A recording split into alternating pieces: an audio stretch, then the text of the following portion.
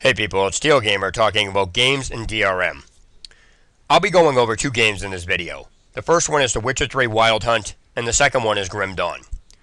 The reason why I chose both of those games is because both games wind up having the same exact problem caused because of what I'm talking about in this video, even though the problem has been added to two different parts of each game.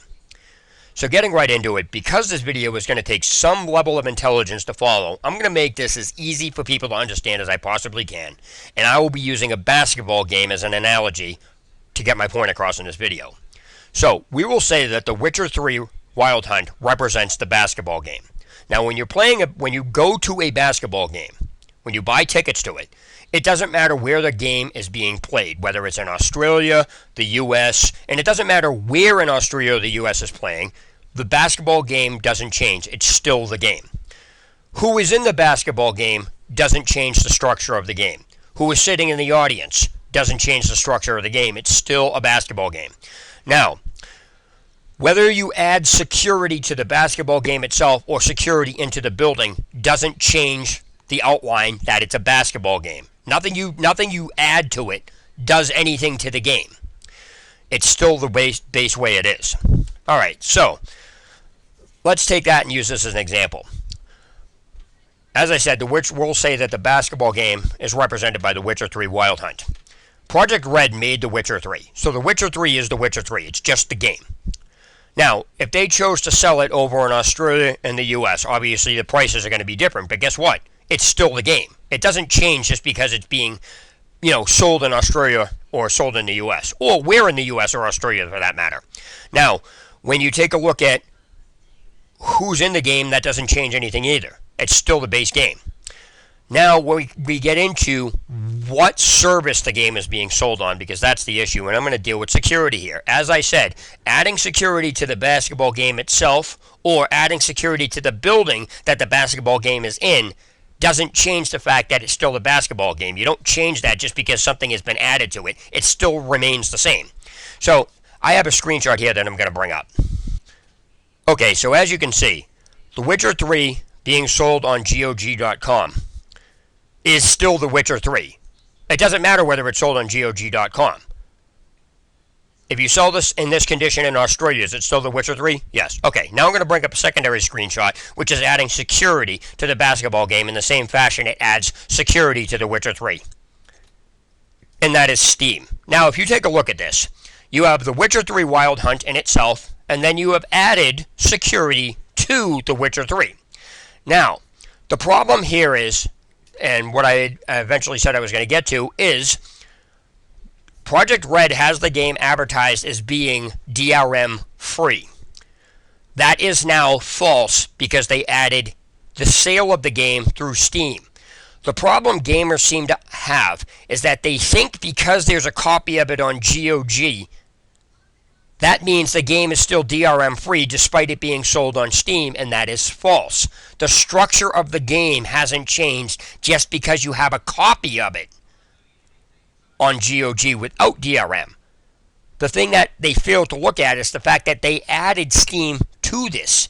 So the point here is that you can't advertise a game being DRM free when you have it being sold on a place that has DRM in it. People, again, are confusing and not understanding that it doesn't matter whether or not you have a version of it without DRM. The fact that you have a version of it with it is, people think that it's a different, if you're going to say this game is DRM free, then it would have to be a completely different game than on GOG than on Steam. But the fact of the matter is, it doesn't matter where it's being sold or how you had the service being done. The game is the game. If you add DRM to the game, then it's added to the game whether or not you have a copy of it with it or not. So hopefully that got that across. Now I'm going to bring up Grim Dawn, because Grim Dawn is also for sale on GOG as being advertised DRM free.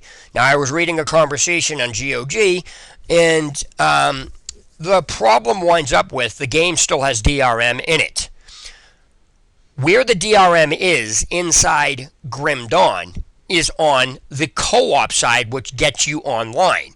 Now, because gamers think the offline portion of it doesn't need Galaxy to go online, that must mean the game is DRM free. Wrong. The game not needing to go through Galaxy offline is the same exact concept of The Witcher 3 being sold on GOG without DRM. The DRM concept goes into the online aspect of Grim Dawn. In the same fashion, the DRM aspect has been added to The Witcher 3 through Steam. The bottom line is this. DRM has been added to both games. It doesn't matter whether you can get The Witcher 3 Wild Hunt on GOG without it, and it doesn't matter whether or not you can play Grim Dawn offline without having to go through Galaxy. Those are not relevant to the fact that DRM has been added to each game. That's the concept people seem to misunderstand, and they don't get the difference between a game that is DRM free and a game that has DRM in it. A DRM free game would mean this. Without having to even go through Galaxy, you should be able to access all parts of the game. As soon as you add in DRM to one section of the game or a version of it, the entire game now becomes DRM, even if you can buy a copy without it. So the point here is that GOG is advertising The Witcher 3 as being DRM free, and it can't, because the fact that it's on Steam, people are trying to manipulate this. Well, the Steam version only has DRM. No, the game itself, because you can't manipulate, you can't change the structure of the game. There are not two separate copies of the game. This is one copy that has shit added to it. The copy doesn't matter where the hell it's being sold.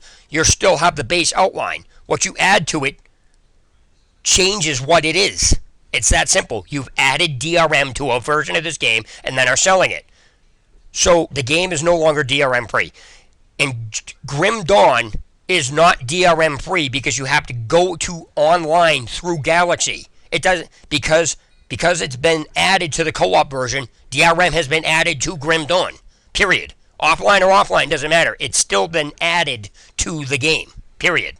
So hopefully that gets things cleared up, and I don't know, I just found that conversation that people are talking about stupid because they don't understand the difference. So, Steel Gamer signing off.